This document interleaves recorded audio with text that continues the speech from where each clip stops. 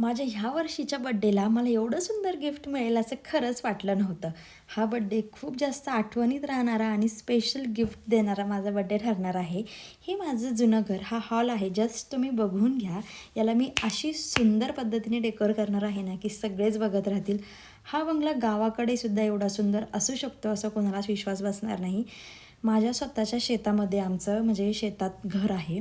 घराच्या चारी बाजूने शेतीमध्ये मोठा असा आलिशान माझ्या सासू-सासऱ्यांनी खूप प्रेमाने बांधलेला बंगला. पण त्यामध्ये फर्निचरच नव्हतं. अगदी मोकळं-मोकळं सगळ्या खोल्या होत्या.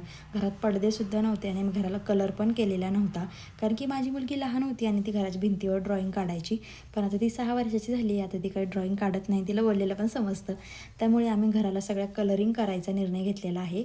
आणि आता सासू-सासऱ्यांनी आमच्यासाठी खरंच खूप काय-काय केलेलं आहे. आता आमचंही घरासाठी आणि त्यांच्यासाठी काहीतरी करायची वेळ आहे. म्हणून मी आणि माझ्या नवऱ्याने मिळून असा निर्णय घेतला, की घराला थोडंसं एक मॉडर्न टच देऊया किंवा एक मॉडिफाय करूया थोडंसं.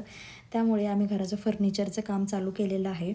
सोबतच कलरिंग पण करणार आहोत आणि घरात पडदे पण नव्हते ना, त्यामुळे ते पण बनवायला टाकलेले आहेत. ते पण लवकरच येतील.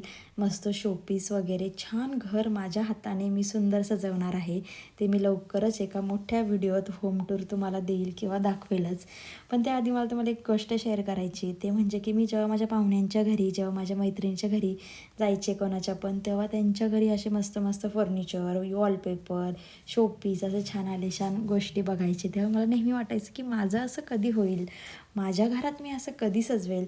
आणि आता ते स्वप्न माझं पूर्ण होतं आहे. त्यामुळे हे वर्षीचं माझं हे सुंदर असं बड्डे गिफ्ट असणार आहे. 25 तारखेला माझा बड्डे